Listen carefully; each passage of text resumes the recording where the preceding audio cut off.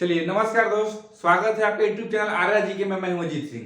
चलिए आपको एक बहुत ही अच्छा टॉपिक लेकर आया हूं।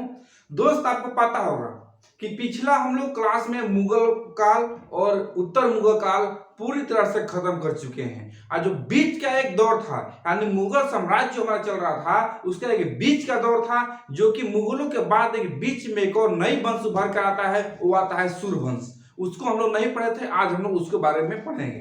देखिए इसके बारे में थोड़ा सा हम लोग समझते हैं क्या दोस्त। जब हम लोग मुगल काल पढ़ रहे थे तो बाबर और हुमायूं के बाद, जो कि हुमायूं को पराजित करके एक नई जो वंश स्थापित होता है सूर्यवंश, ये जो कि ये ज्यादा टाइम तो नहीं लेकिन 15 साल शासक करता है हमारा भारत पे। और इसके बाद फिर मुगल काल आ जाता है। तो जो 15 वर्ष का जो बीच के जो टाइम रहा सूर्यवंश का, उसको हम लोग पढ़ेंगे। यहां से एग्जाम में क्वेश्चन पूछा जाता है, तो समझ में आ गया कि सूर्यवंश क्या है। तो मुगलों का मुगल काल का बीच का एक दौर था, बीच में 15 साल का सूर्यवंश का। कैसे क्या हुआ सब बात को आपको समझाएंगे। तो देखिए जब हमारा मुगल काल चल रहा था, तो जैसे ही जब हुमायूं जो भारत पर शासन करते हैं, तो हुमायूं के टाइम ही एक नई वंश उभर करके आती है सूर्यवंश, जो कि हुमायूं को पराजित करके और हुमायूं को मजबूर होना पड़ता है भारत छोड़ने के लिए। और भारत छोड़कर के हुमायूं सिंध चला जाता है और पुनः सूर्यवंश का स्थापना होता है। और इसके बाद पुनः हुमायूं आता है, फिर सूर्यवंश को पराजित करता है और फिर कंटिन्यू मुगल काल चलते रहता है। तो बीच में कैसे आया, कहां से एग्जाम में क्वेश्चन पूछा जाता है, सभी को हम लोग देखेंगे। तो चलिए चलते हैं अपना टॉपिक मुगल सूर्यवंश की तरफ। सबसे पहले जानते हैं सूर्यवंश की काल। तो दो सूर्यवंश की जो काल की बात करें तो सूर्यवंश की जो शासन रहा वो रहा 1540 से लेकर के 1555 के बीच का जो समय आता है वो आता है सूर्यवंश का। यानी जो सूर्यवंश का समय 1540 से लेकर के 1555 तक माना जाता है।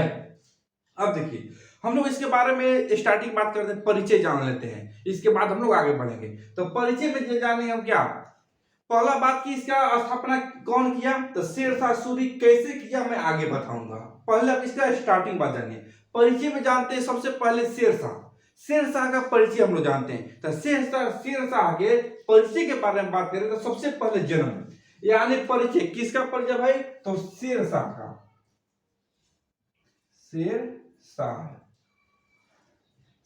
का परिचय हम लोग जानते हैं। तो शेरशाह का परिचय में सबसे पहले जन्म आता है। दोस्त इसका जन्म से एग्जाम में क्वेश्चन बहुत कम पूछा जाता है। रीजन कि जन्म का इससे जो प्रमाण एक नहीं मिलती है, जन्म का प्रमाण दो मिलता है। कुछ इतिहासकारों का कहना है कि इनका जन्म 1472 में हुआ था, और कुछ इतिहासकारों का कहना है कि नहीं, इनका जन्म हुआ था वो 1586 ईस्वी में हुआ था। तो दो अलग अलग प्रमाण मिलता है। लेकिन हाँ, आपको यदि लिख करके पूछे, एक इतिहास के परमात्मा करके एक इतिहासकार हैं, वो बोलते हैं कि 1572 ईस्वी में जन्म हुआ। लेकिन कुछ इतिहासकारों का कहना है कि 1586 ईस्वी में जन्म हुआ। यदि परमात्मा लिख करके पूछे तो 1572 मानिएगा, नहीं तो 1586। लेकिन इस एग्जाम में क्वेश्चन बहुत कम पूछता है, ताकि एग्जामिनर भी जानता है कि कंफ्यूज वाला क्वेश्चन है। तो चलिए जन्म समझ में आ गया, दो मिलता है कौन कौन, 1472 और 1486। अब देखिए इसे बचपन का नाम जानते हैं कि शेरशाह सूरी का बचपन का नाम क्या है, तो इसका बचपन का नाम था फरीद खां। तो शेरशाह के बचपन के नाम फरीद खां।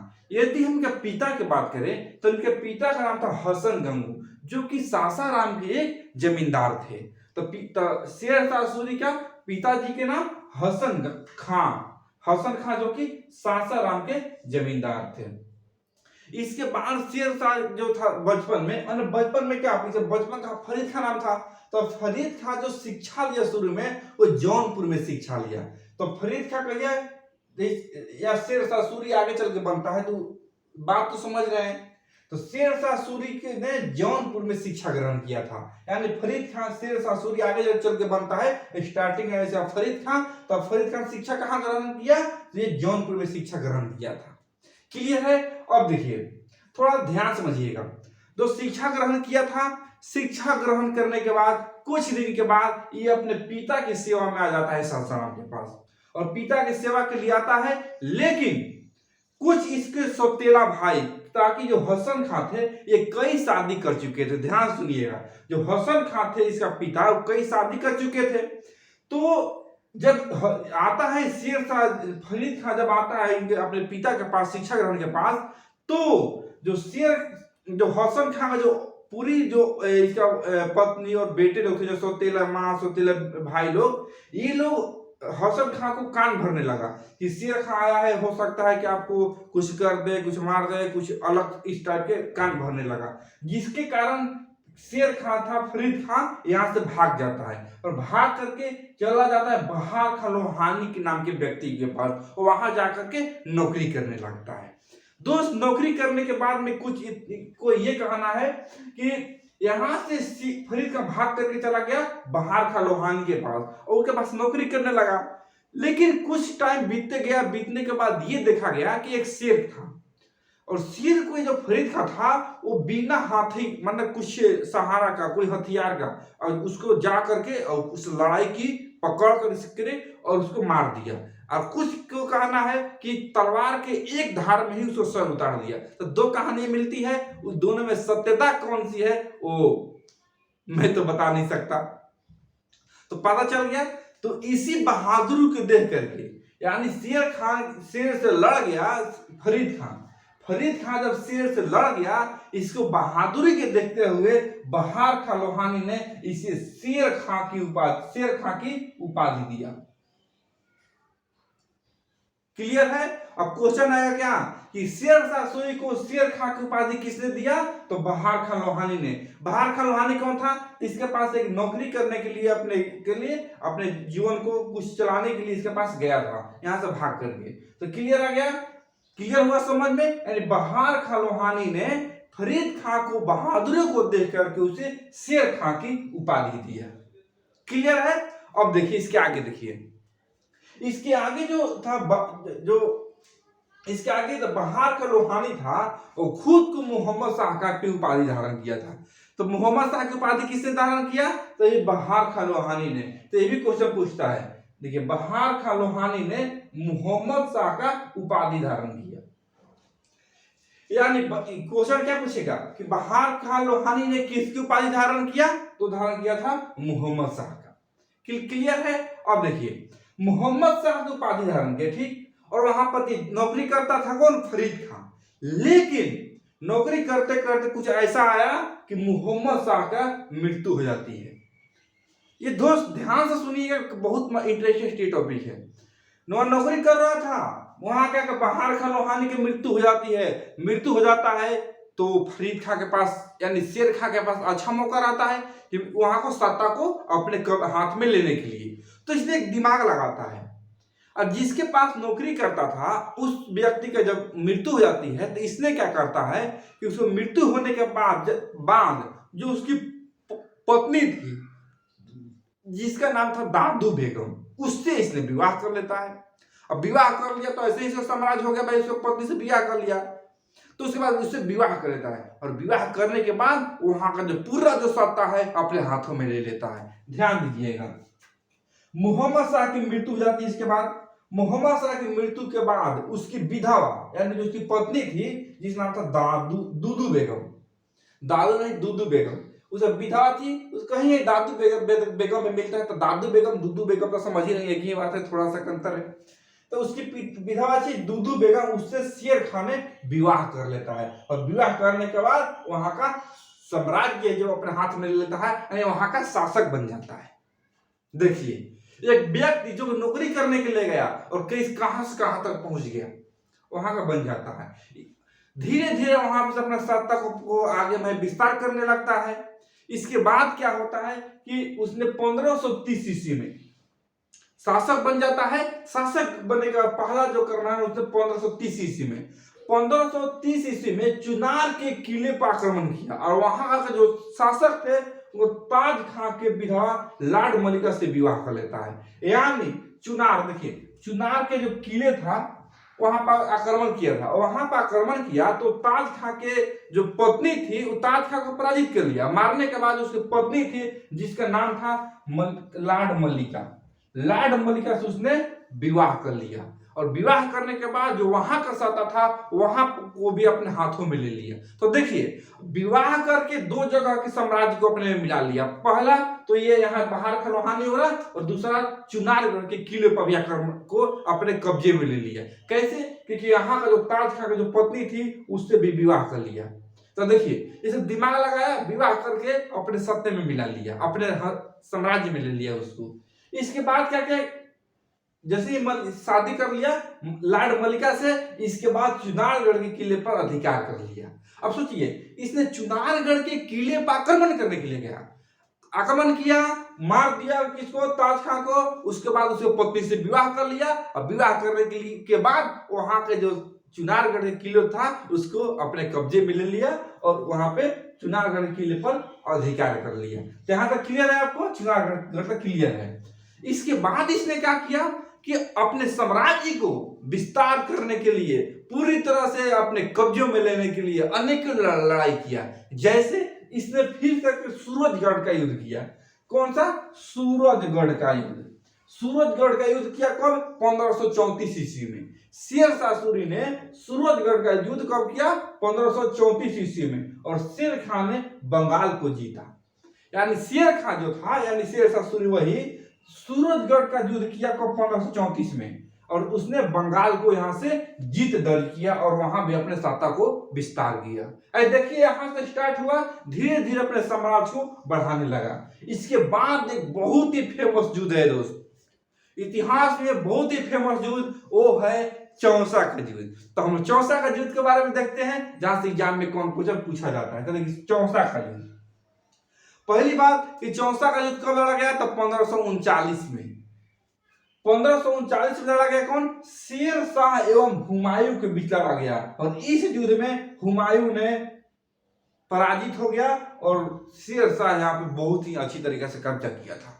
तो देखिए, थोड़ा कहानी आपको अच्छा समझाता हूँ। यदि हुमायूं के टॉपिक आप देखें हैं तो ये समझना और इजी हो जाए। कैसे? तो देखिए, हुमायूं का जब दौर चल रहा था, तो हुमायूं का दौर चल रहा था, उसके बाद हुमायूं बंगाल के क्षेत्र में था, इधर से पूरा साम्राज्य विस्तार करते हुए, मारते हुए चला गया था बंगाल में। जब बंगाल से लौट करके आ रहा था, तो लौटने के क्रम में शेर खान ने इसे बीच में पकड़ लिया, और वही हुमायूं और शेर खान के बीच में युद्ध हुआ। कौन? 1539 में चौसा का युद्ध।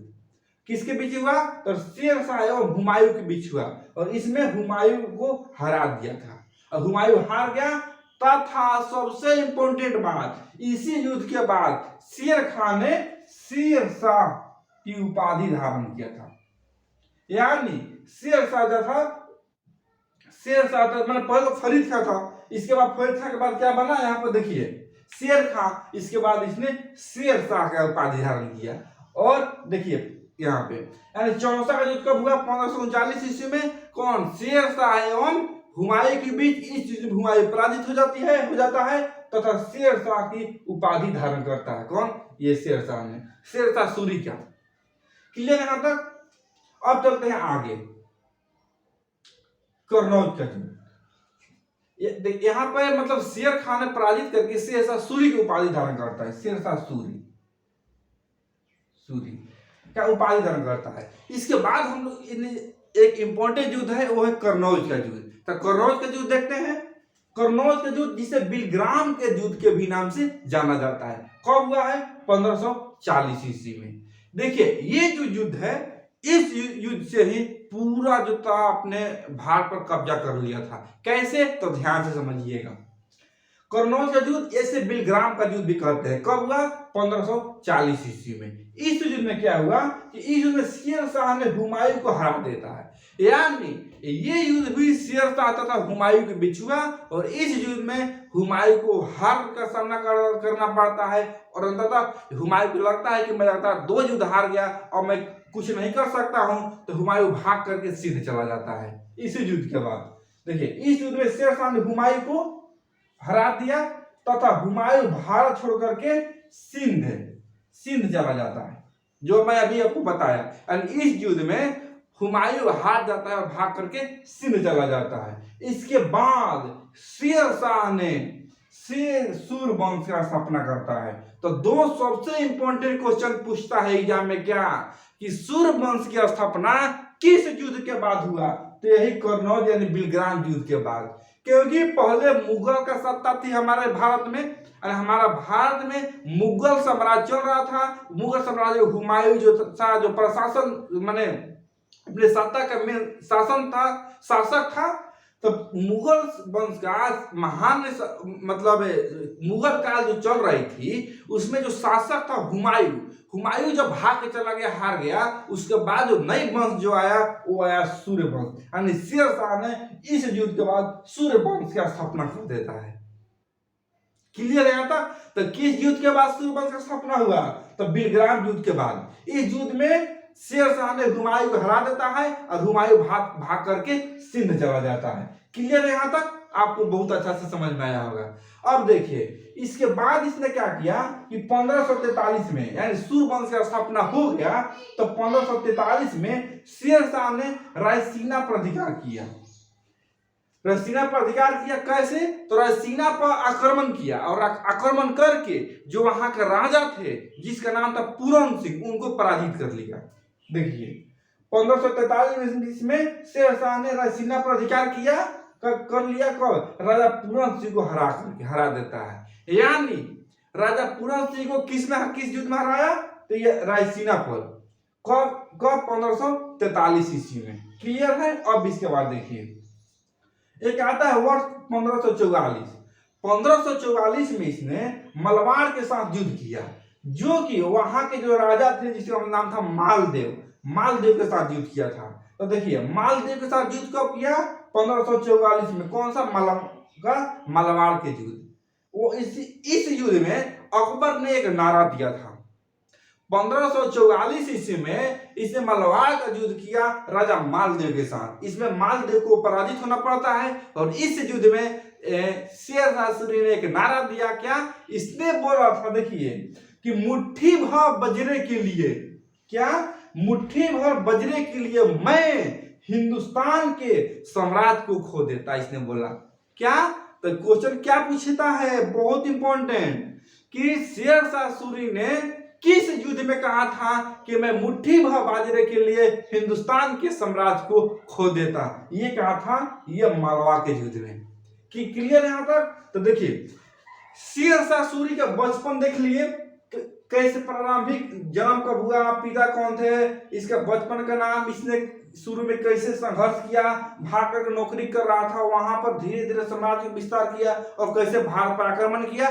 फाइनली हुमायूं मुगल वंश के जो शासक थे हुमायूं, उनको पराजित करके भगा दिया और हिंदुस्तान में सूर्य वंश का स्थापना किया। और स्थापना करने के बाद कौन कौन से इसने युद्ध लड़े, ये पूरी बात आप देख लीजिए।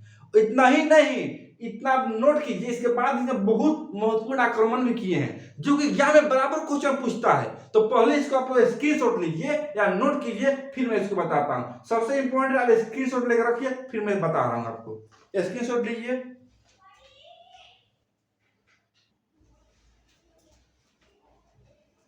चलिए दोस्त, यहां तक तो समझ में आया आप लोगों को? बिल्कुल। अब देखिए इसके बाद इसने कलिंजर पर आक्रमण किया।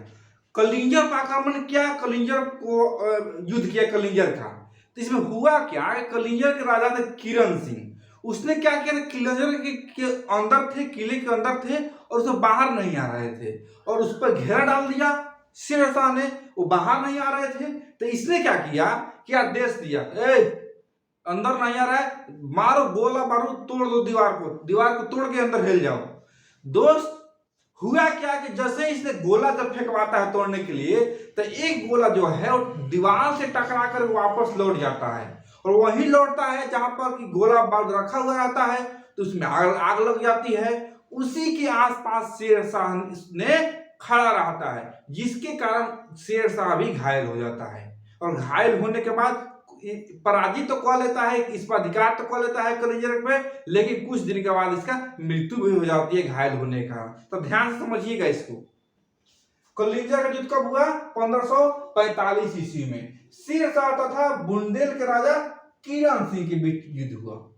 कलिंजर का युद्ध 1545 ईस्वी में किसके बीच? तो शेर शाह तथा बुलंद के राजा किरण सिंह के साथ युद्ध हुआ। इस युद्ध में किरण सिंह तो पराजित हो ही जाता है। किरण सिंह को पराजित होने के साथ साथ ही शेरशाह भी घायल हो जाता है। देखिए शेरशाह भी घायल हो जाता है। घायल होने कैसे हो जाता है, तो आदेश देता है गोला फेंकने के लिए, दीवार को तोड़ने के लिए। जो गोला फेंका जाता है एक वापस लौट करके आ जाता है और वहीं पर लौट के गिरता है जहां पर उसका गोला बारूद रखा हुआ रहता है। वहीं पर शेरशाह सूरी आसपास रहता है, जिसके कारण ये घायल हो जाता है। कुछ दिन के बाद इसकी मृत्यु हो जाती है। देखिए जिसके कारण घायल हो जाता है, जिसके कारण शेरशाह की मृत्यु हो जाती है। कब मृत्यु होता है, तो 1545 ईस्वी में, क्योंकि उसी टाइम आक्रमण किया था, उसी टाइम इसकी मृत्यु हो जाती है। तो शेरशाह की मृत्यु 1545।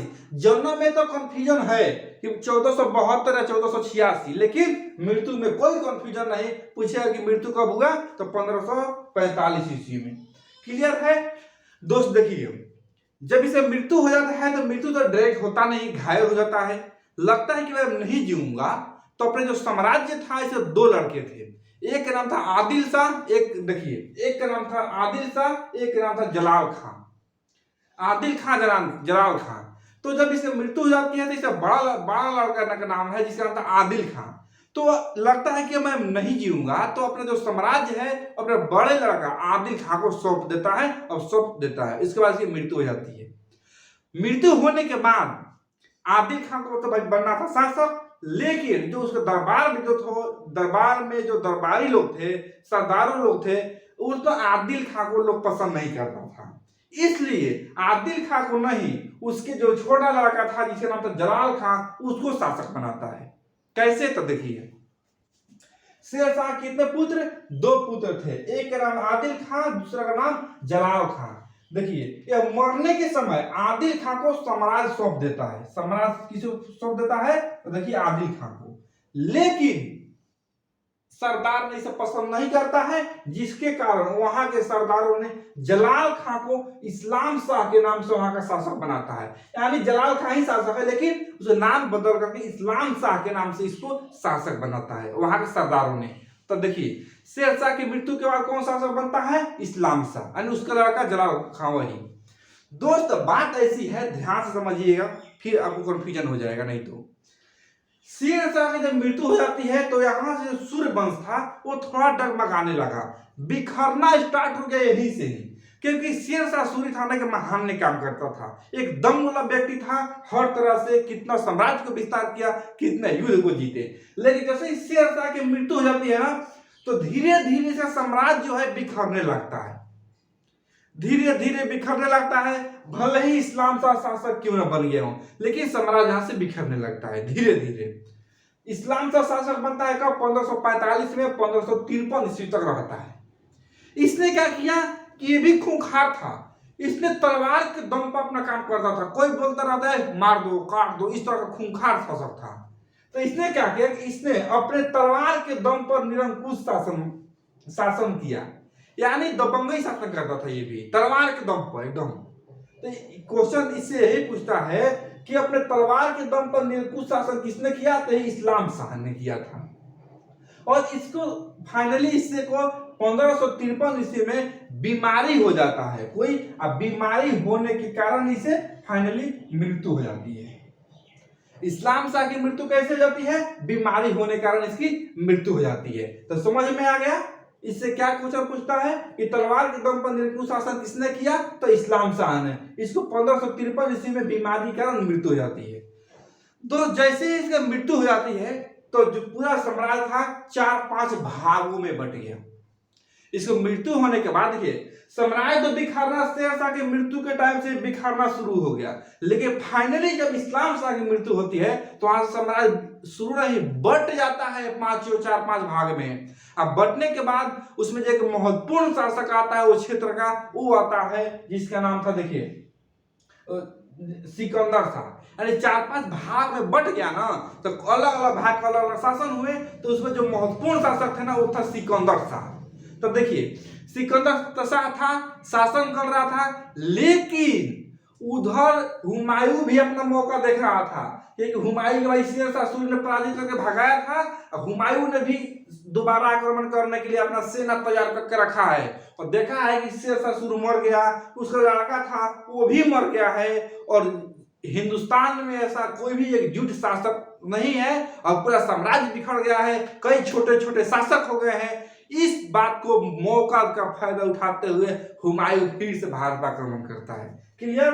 फिर से आक्रमण करता है, और कौन सा युद्ध में? और जब आक्रमण करता है तो पहला युद्ध उसने करता है सिकंदर शाह के साथ। कौन सा? तो सरहिंद के युद्ध। तो सबसे इंपॉर्टेंट देखते हैं सरहिंद। सरहिंद का युद्ध कब हुआ? 1555 ईस्वी में हुआ। किसके किसके बीच? तो हुमायूं तथा सिकंदर शाह के बीच हुआ, क्योंकि जो था उस समय के यहाँ का शासक सिकंदर शाह महान था। 4-5 भाग में जो था उसमें जो महान शासक था वो था सिकंदर शाह। तो सिकंदर शाह तथा हुमायूं के बीच युद्ध हुआ। इस युद्ध में सिकंदर शाह पराजित होता है। अब पराजित हो जाता है और हुमायूं फिर से एक फिर से सत्ता को स्थापित करता है मुगल साम्राज्य, यानी मुगल साम्राज्य को शासक था, बाद में भाग गया, लेकिन फिर से आक्रमण करके फिर से पुनः दोबारा मुगल साम्राज्य की स्थापना करता है, फिर से मुगल साम्राज्य चलाता है। तो ध्यान दीजिएगा, सरहिंद का युद्ध 1555 में, ये इस युद्ध में हुमायूं ने शेर शाह सिकंदर शाह को पराजित किया तथा पुनः फिर से मुगल साम्राज्य का स्थापना किया। देखिए हुमायूं, यानी एक तो मजबूर होकर उसको भारत छोड़कर भागना पड़ा था, लेकिन दोबारा जब मौका देख करके भारत बिखर गया है, टुकड़े हो गए हैं, कई कोई दम नहीं रह गया है भारत पे, फिर दोबारा आक्रमण करके और पुनः मुगल साम्राज्य की स्थापना करता है। तो दोस्त, मुगल साम्राज्य शेर शाह शुरू से लेकर के लास्ट तक आपको पूरी तरह से समझा दिए। जहां से एग्जाम में क्वेश्चन पूछा जाता है, आप कोई भी एग्जाम दीजिए, सीजीएल, सीपीओएल, एलडीसी, रेलवे, बैंक, ऐसे कुछ भी दीजिए, पीटी के लिए बहुत काफी है, बहुत काफी है। इससे ज्यादा क्वेश्चन नहीं पूछेगा। दोस्त, ये जो आप पढ़े ये 50% इसका क्वेश्चन कवर किए। अब बोलिएगा कि सर पूरा तो सूरबंश पढ़ा दिए, बोल रहे हैं कि 50% क्वेश्चन कवर हुआ। हाँ दोस्त, ये हम लोग क्या पढ़े? साम्राज्य विस्तार पढ़े। कौन सा शासक आए, कौन सा शासक मतलब आए, इसके बाद कौन आया, कौन सा युद्ध हुआ, साम्राज्य विस्तार में क्या क्या किया, ये मैं कार्य पढ़ाया। लेकिन इसका एक क्लास और लूंगा। कौन सा? तो शेर शाह सूरी के साम्राज्य माने प्रशासन, ये तो साम्राज्य विस्तार था, प्रशासन के संबंध में, यानी शेर शाह ने कौन कौन सा काम किया उसके बारे में लेंगे। तो ये हो गया हमारा कौन? क्लास 1। क्लास 1 होगा ये। और जो हमारा कल होगा वो होगा क्लास 2, यानी सूरवंश का क्लास 2 होगा। उसमें शेर शाह का प्रशासन से संबंधित पढ़ेंगे, यानी कौन सा मुद्रा चलाया, कौन सा निर्माण कराया, इस हर चीज को देखेंगे। तो क्लास 1 हो गया शेर मान सूरवंश का साम्राज्य विस्तार। कल जो हम लोग पढ़ेंगे ना, सूरवंश का प्रशासन पढ़ेंगे, ये जो भी शेर शाह सूरी ने कौन कौन सा महत्वपूर्ण कार्य किए हैं। तो दोस्त, ये वीडियो अच्छा लगा आपको तो कहने की जरूरत नहीं है, चैनल को लाइक करें, सब्सक्राइब करें, दोस्तों में शेयर करें ताकि सभी लोग पढ़ें। और आपको कोई भी डाउट हो ना, कमेंट कीजिएगा, कमेंट आपके लिए खुला है, बिल्कुल कोई डाउट होने से कमेंट कीजिए, जवाब दिया जाएगा। ठीक है दोस्त, कल मिलते हैं अगली वीडियो में इसका शेर शाह सूरवंश के प्रशासन को लेकर के, जो कि शेर शाह सूरी ने कौन से महत्वपूर्ण कार्य किए हैं। तब तक मिलते हैं दोस्त कल। ठीक है, तब तक जय हिंद।